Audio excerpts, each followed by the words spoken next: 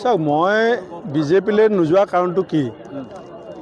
যোৱা ৩টা বছৰ আৰু যোৱা ৩০টা বছৰে কংগ্ৰেছ দলৰ এজন কৰ্মকৰ্তা হিচাপে দলৰ সভাপতি হিচাপে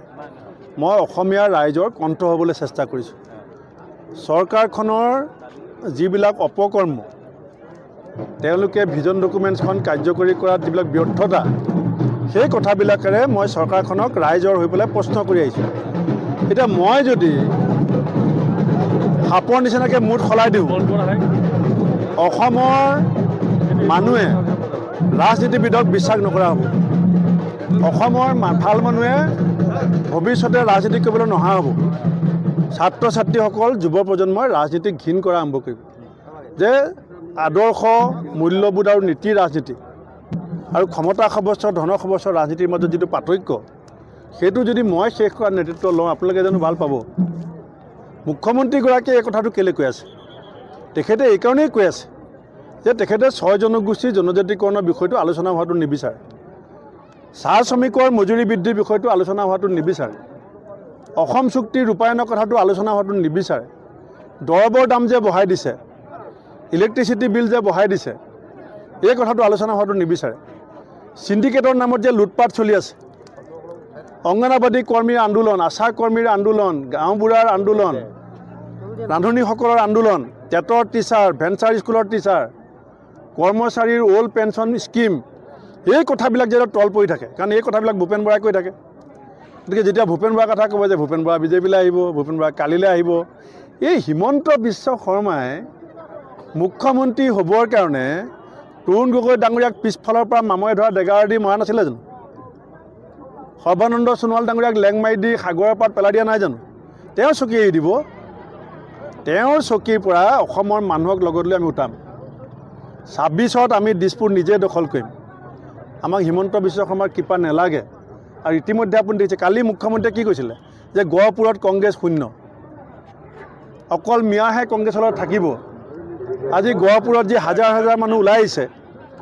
আমিতো অৰুণোদয় দিম বুলি অনা নাই আমিতো স্কিম কাটিম বুলি ভয় খোৱা নাই আমি গাড়ী মটৰৰ ভাড়া দিব পৰা নাই মিটিঙলৈ অহা মানুহক হাজিৰা দিব পৰা নাই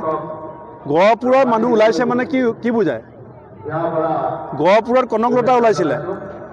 গহপুৰত মুকুন্দ কাকতি ওলাইছিলে এতিয়া আকৌ কংগ্ৰেছৰ মিটিঙলৈ কনকলতা মুকুন্দ কাকতি আহিছে ৰাহুল গান্ধী কালি কৈছিল যে ৰাহুল গান্ধী আহিলে ভাল হ'ব বুলি কৈছিলে বিজেপি তাৰপিছত ৰাহুল গান্ধী যদি আহে বিজেপি বাঢ়িব 20-30 বাঢ়িব চাওক মই আপোনালোক মোৰ ককাই ভাই মোৰতো চেনেল নাই মোৰতো পেপাৰ নাই আপোনালোকে মোৰ ককাই ভাই আপোনালোকক মই অসমীয়া হিচাপে কথা এটা পাতিছোঁ মুখ্যমন্ত্ৰীয়ে বেবেৰী বাং কথাৰে ইলেকশ্যনটো আচল ইছ্যুবিলাক তল পেলাব বিচাৰিছে হিমন্ত বিশ্ব কৈছে যে 14খন আসনৰ 13খনেই পাব ইলেকশ্যন নপতা হ'লে ভাল আছিলে নেকি বাৰু 13খন যদি পায়ে এই চ'তমহীয়া গৰমত ইমান এনেকৈ টাকুৰি ঘূৰা দি ঘূৰি আছে কিয় হিমন্ত বিশ্ব সপোনত দেখে এতিয়াও ক'ব পৰা নাই তেওঁ আপুনি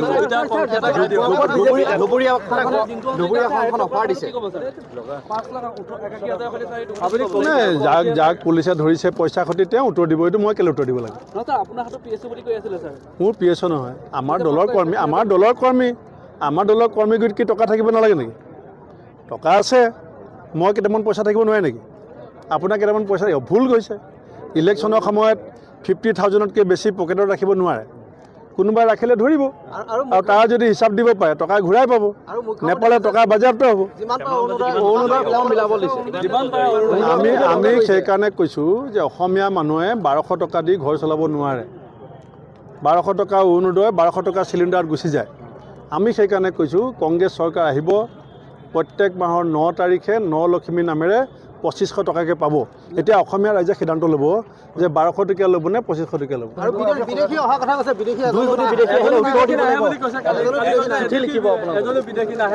মুখ্যমন্ত্ৰীৰ যদি সাহস আছে চিঠি ইলেকশ্যনৰ পিছত কিয় লিখিম বুলি কৈছে চিঠি এতিয়া লিখক নে এতিয়া লিখক আজি লিখক আমি উত্তৰ দি আছোঁ